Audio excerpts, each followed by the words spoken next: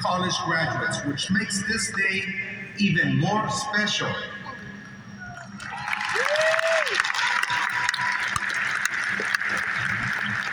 Now, having given a few speeches in the past, I realize commencement speakers are often about as much fun as paying your tuition bill.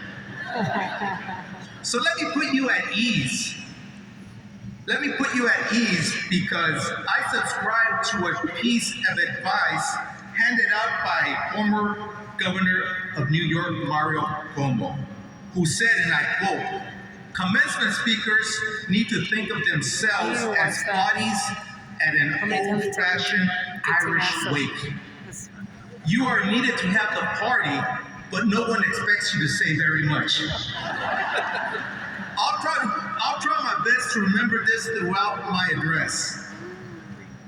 Now, even though this may be the final phase of your education experience here at WGU, it's my hope that wherever your journeys take you, WGU will remain an integral part of your lives, and that from time to time, you will give back to this great institution. Today, as you continue your life as a college graduate, I want to share a few stories of my life with you. I do this for two reasons. First, because it's easy to speak about myself. And second, because I hope that after hearing these stories, you will be inspired to reach for your own stars. You see, anything is possible, and the mere fact that of you being here today is living proof you are on your way to a great journey. My first story takes me back to my migrant farm working roots. You see, my parents immigrated from Mexico, but first they started off as migrant farm workers. They used to travel up and down California picking fruits and vegetables. And as the family grew, there was four of us. What country you were born in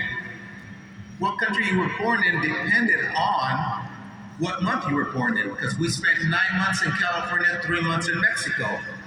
And so you had a 9 and 12 chance of being born in California, and guess what? I was a harvest baby, so I beat those odds. I do have an Irish twin, 11 months older than me, who was born in September. He too was born in California, but I have two older siblings that were born in the winter, and guess where they were born? In Mexico. I kid around with them, and I said, hey, I could run for president of the United States. My oldest brother, who was born in Mexico, says, I don't think you have a chance because you're not old enough. Apparently you gotta be over 80 or something. But I digress. That's a different story. Now, when I started school, we moved around 3 different school districts, and it was tough to learn the English language, let alone the material. It wasn't until a second grade teacher came to our house, Miss Young, and convinced my parents that we needed to stay in one place. And that's when Stockton, California became our home. Pretty soon we were learning the English language, learning the materials, but we were still a farm working family living at or near poverty. So the question begs to be asked is, how does a kid que trabaja en el campo, works in the fields, dare to dream to want to become an astronaut? And I'll tell you guys, this dream was conceived when I was just 10 years old. I have to confess that I'm old enough to remember the tail end of the Apollo era, Apollo 17, 1972, December, cold evening, when after doing our homework, sitting down on the TV we were watching, we had an old black and white console, vacuum tube technology TV. Couldn't afford cable, so we have the rabbit ear antennas with grandma's tejido knitting on the bottom. And you did not want to sit next to Dad, because he would give you the codazo. The elbow. You know what that meant? Change the channel. I remember he gave me the elbow about 6 or 7 times one day. It was my elbow was sore. I finally had to tell my dad. I said, Dad, why don't you get a new TV with remote control in color? Because ours was black and white. He looked at me. My dad's very pragmatic. He said, now tell me, son, why would I want a TV with remote control when I have you? Go change the channel. And he said, if you want color, use your imagination. So that TV went on to work another 3 years before we replaced it. But I digress. We were watching TV and programming gets preempted. Another thing my dad does is he has me adjust the antenna when something important comes to clear the picture. And I remember when programming got preempted, it got preempted because they were showing the very last Apollo mission, very last Apollo moonwalk. None other than Gene Cernan walking on the moon. And of course, my parents were interested in it. I was interested in it. He said, go adjust the antenna. I dutifully go and adjust it. Then I let go and the TV gets fuzzy. He says, do it again. I grab it, gets clear, let go, gets fuzzy. Well, my dad's a smart man. Third time, I grab it, he says, stay there. This is why I think I became an astronaut through osmosis, hanging onto that antenna. But after they had their fill, they let me let go. And now imagine a 10-year-old kid sitting in front of a black and white fuzzy TV watching Gene Cernan walk on the moon. Then going outside, this is why I know it was cold. Went outside and saw the moon almost full. Came back inside. Listening to the reporter, still remember his name, Walter Cronkite, narrating that moonwalk. And that's when I said, de allí soy yo. That's where I'm from. That's what I want to be. I want to be that guy. I want to be Gene Cernan. I want to be an astronaut. I want to go to space. And you know the best thing I could have done? Best thing I could have done is share that dream with my father. Now, mind you, my father and my mom only has a 3rd grade education, but my dad had the wisdom when I told him I wanted to be an astronaut. He had the wisdom to sit me down in the kitchen table. He made me justify it. After I just regurgitated everything Walter Cronkite said that evening, that the moon's 250,000 miles away, amazing how we can send humans to the surface of the moon and bring them back safe and sound, and that this was the last mission of the Apollo era, but we were going to build a new rocket and sure go back into space. After I told him all that, I think all he could see is the determination of a 10-year-old boy. And man, how powerful is empowerment? Because the first thing my dad said is he validated that dream. He said, I think you can do it. But he didn't stop there. He said, if you really want to do this, mijo, follow this simple 5-ingredient recipe. That if you follow it to the T, yo te prometo, I'll promise you, you'll reach your dream. And I told mi papa, I said, what is that recipe, papi? Very simple, he said. Primero, first, determine your purpose in life. What's your purpose?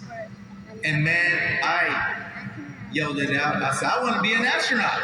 I figure I got 1 out of 5. I'm almost there.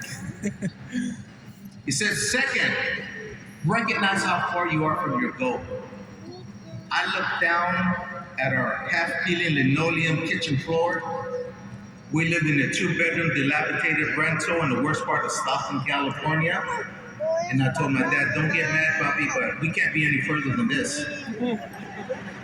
I thought he was gonna slap me one day. He kind of laughed and said, I'm glad you recognize that, son, because the third thing you gotta do is you gotta draw yourself a roadmap from where you know where you're at, given by your smart remarks you do, to where you want to go. You have to know the way to your destination. Draw yourself a map to your destination. I said, what's the 4th one, papi? He said, you're doing it already, son. He said, stay in school, prepare yourself according to the challenge you picked. And you picked a doozy. He said, so you know you got to go to college and then some, right? I said, sí, papa. Then he said, fifth and final, mijo, pointed outside the kitchen window and says, you know that effort you put out Saturdays and Sundays, 7 days a week during the summer, picking fruits and vegetables with your siblings, your mama and your papa? I said, yeah. He pointed to my books on the kitchen table and said, you put that effort here in your studies. And when you finish college, you put that effort in your job. His parting words that evening was, always give more than what people expect out of you. And I'll tell you, I took that advice hook, line, and sinker. That advice works. This is why I always preach this recipe every chance I get, because I used it, I continue to use it, and it works. The only thing I would add, which takes me to my second part of my story, is the sixth ingredient. And what's that? Perseverance, not giving up. You see, we are our own worst enemies when it comes to giving up on our goals and objectives. Human tendency is to give up after the second or third failure attempt in doing something. And I'm here to tell you is you have to believe in yourself. You can't give up. If you really want it, you gotta keep going forward. I'll tell you, NASA rejected me not once, not twice, not 3 or 4 times. NASA rejected me 11 times. It wasn't until the 12th attempt that I finally got the honor of being invited to the 19th class of U.S. NASA astronauts.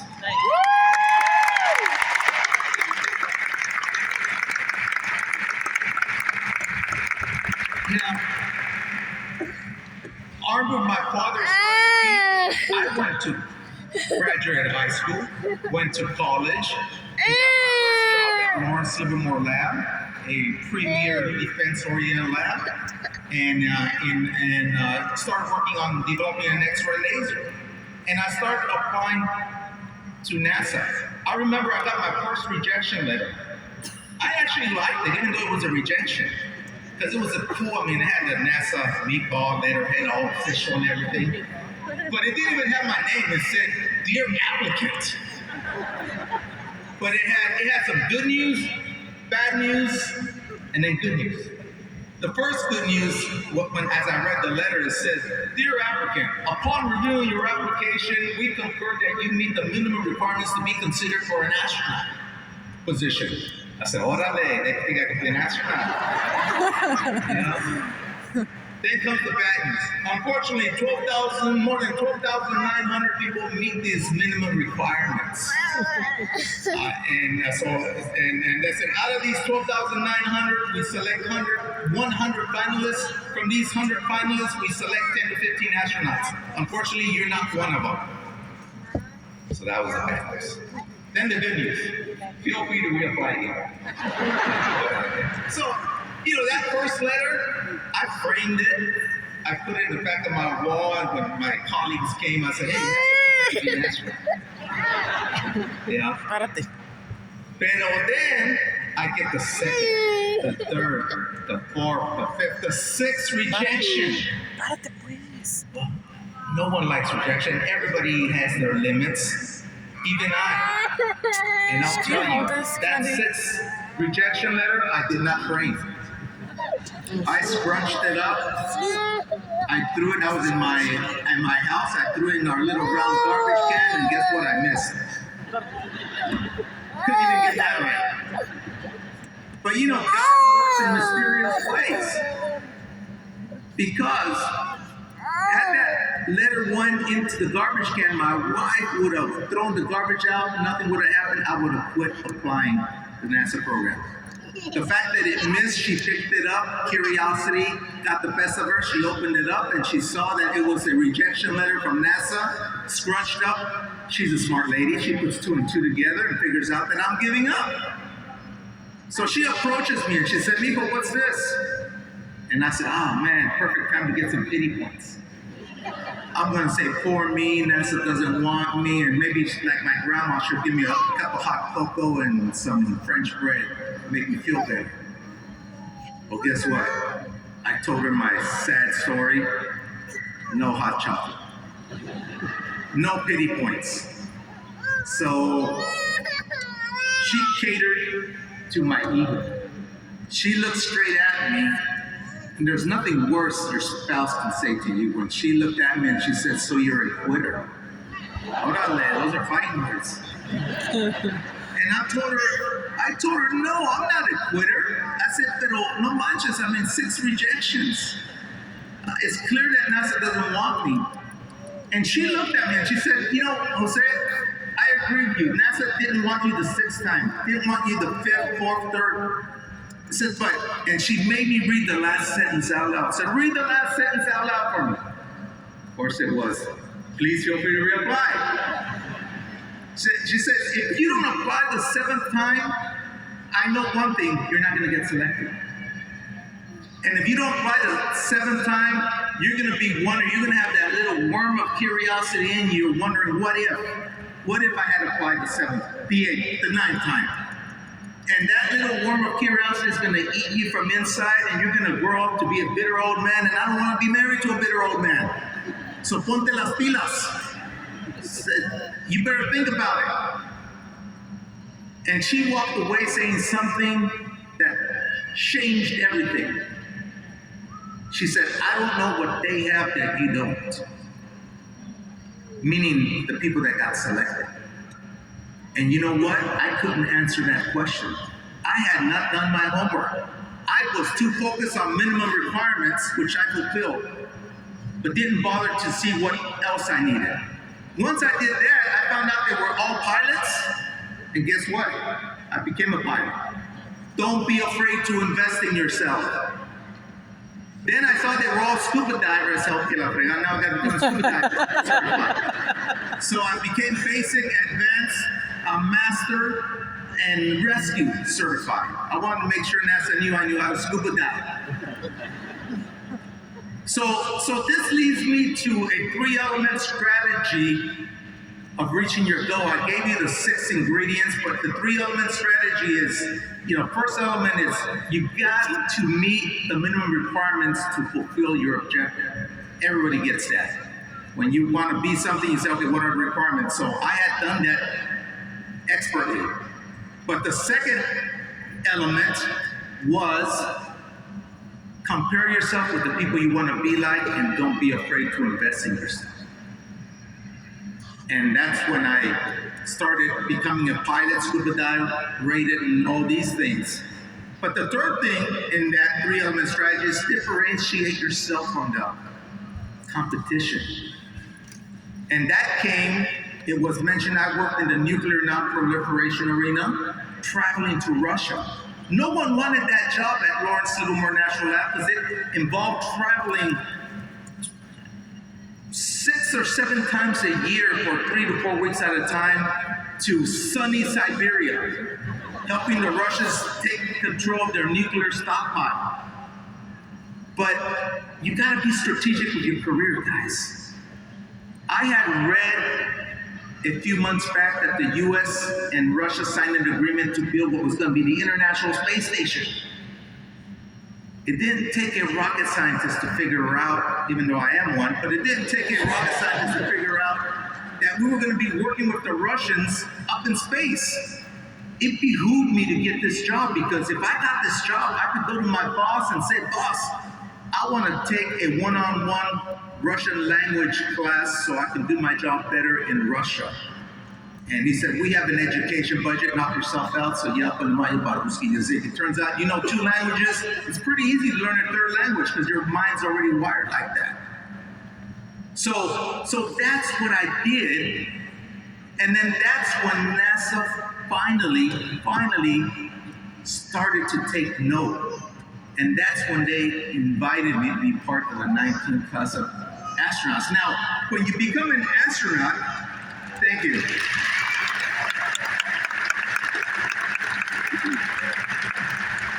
When you become an astronaut, you still have to train for 2 years before you're eligible for a flight assignment.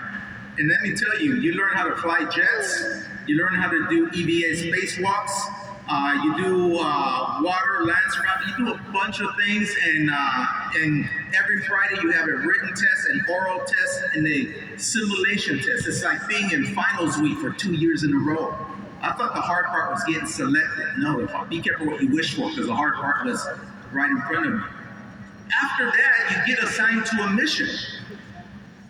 And you train for 18 months with the same crew, 7 of us, training for a specific mission, 14-day mission. We were the second to last mission to finish construction of the International Space Station. I got assigned to be flight engineer, third in line to pilot the shuttle. And we went out there to the International Space Station. It was an amazing, amazing experience. You know, it only takes 8.5 minutes to get up into space. You go from 0 to 17,500 miles an hour in 8.5 minutes. It's the best ride. Not even Disneyland can give you that experience. And then once you're up there, you're going around the world once every 90 minutes. And you're floating. And I'll tell you, the two takeaways I had from being up in space. First time I unbuckled my seatbelt, floated, did my best Superman impersonation, went to the window and saw North America. And while I could see Canada, the US, and Mexico, what struck me in awe and so beautiful was I could not determine where one country ended and another began. And I said, my gosh, I had to go up here to realize that down there we're just one. We're the human race. And I wish our political leaders would have the opportunity to get that same moment of reflection. The second one is you go around the world once every 90 minutes, so I got to see a bunch of sunrises and sunsets. I remember one particular one when I saw the first one, we were coming from the dark side, the sun came out on the horizon, and just as you watch it at the right moment, the rays of the sun hits the earth and you can see the atmosphere. And let me tell you guys, it's scary thin. It looks delicately balanced, and I became an instant environmentalist.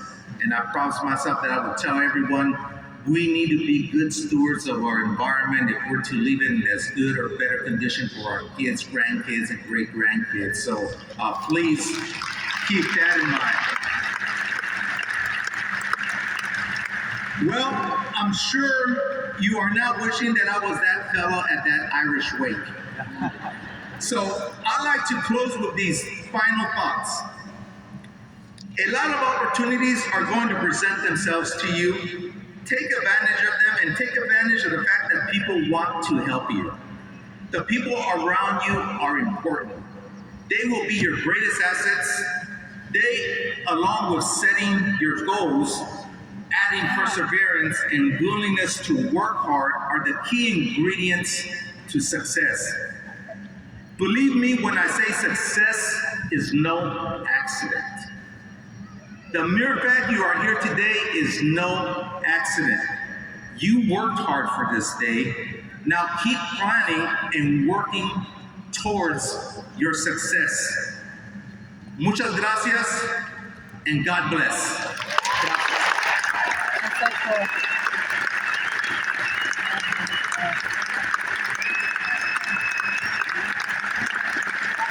Oh.